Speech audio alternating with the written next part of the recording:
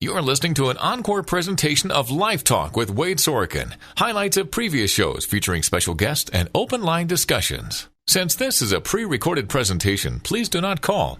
And now, Life Talk with Wade Sorochan on AM 930, The Light. Welcome back to the program. Well, last week we talked about this poll that was out that said 1 in 6 English Canadians, about 15%, are comfortable with the idea of Quebec sovereignty. And support for Quebec sovereignty was the highest right here in Alberta at 26%.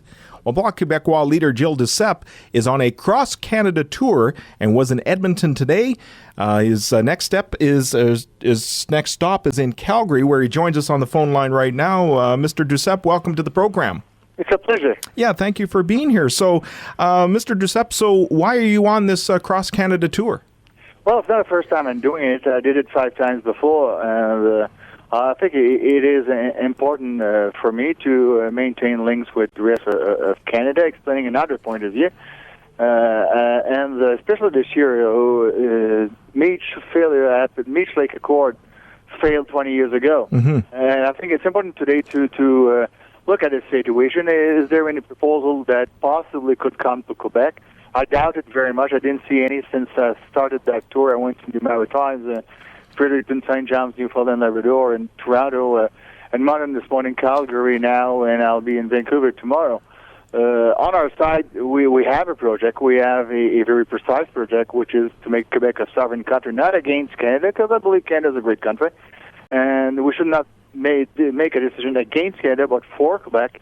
And instead, I would say that fighting each other on different issues, stopping each other from evolving, we should be inspired by what they've done in Europe, by having sovereign countries getting together in a larger economic and political body, which is the European Union.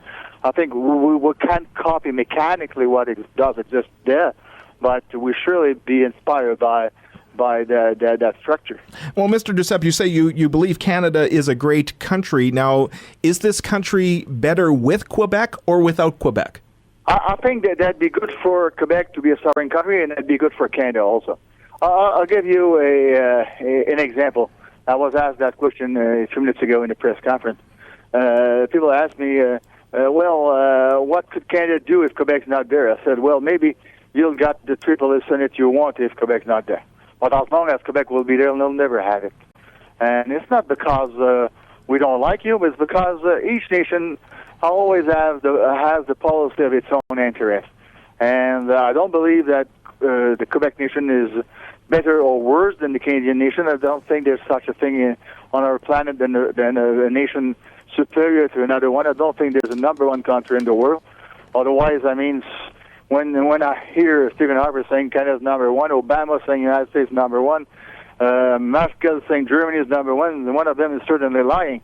So instead of being wanted to be number one, why don't we consider each country equal to the other, and looking at what we could do as sovereign countries with a different relation, since the political frontiers nowadays are no more economic frontiers. So if there were new constitutional talks, would there be anything that Canada could do to please Quebec?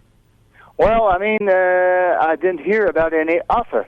And I don't want to start negotiating with myself. I was, in a previous life, I was a negotiator, and one lesson I've learned is that you never negotiate with yourself. If there's a proposal to be made, well, I have the democratic duty to listen to it and to discuss it with Quebecers, but there's not such a thing as a new proposal up to now. But there's obviously some things, a wish list, something that you would like, something that is holding back from you to be totally embracing this country as a whole, which includes Quebec. Well, that was said back in 1982 when Canada signed a new constitution notwithstanding the will of Quebec. Then done again when Meech failed. So since then, I repeat, I don't want to start negotiating with myself. Mm-hmm. We've made quite a few proposals over the decades, and it was always a no by Canada.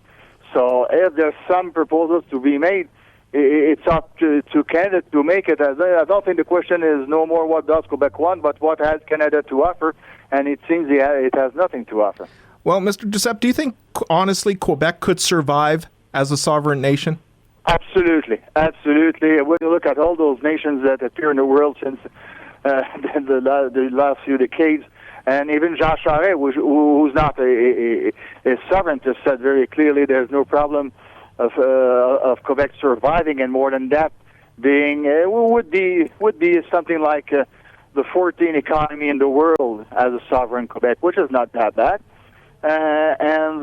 Instead of having decisions made in Ottawa for a majority, which is the Canadian majority, we'll make our own decision for ourselves, by ourselves, with our own money.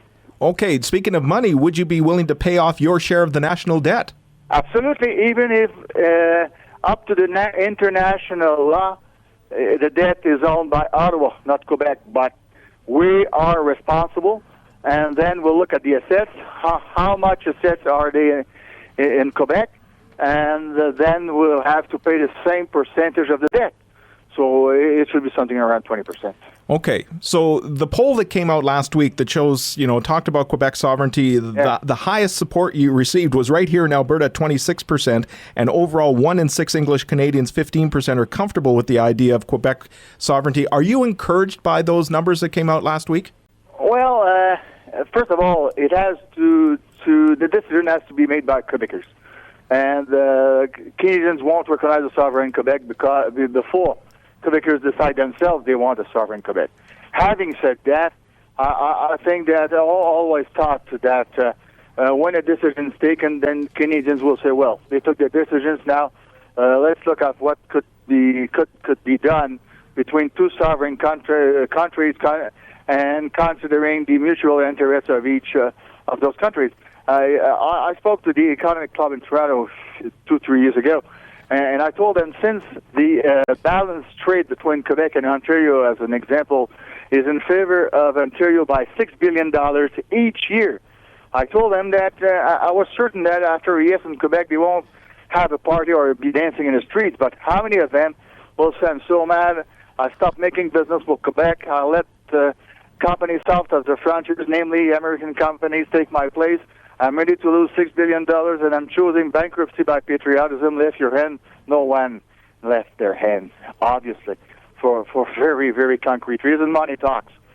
So I think we have to be reasonable and look at the situation in the best mutual interest of both countries. Mr. Duceppe, how do you respond to people saying, you're trying to break up this country? I'm not trying to break up the country. I'm trying to build Quebec as a country.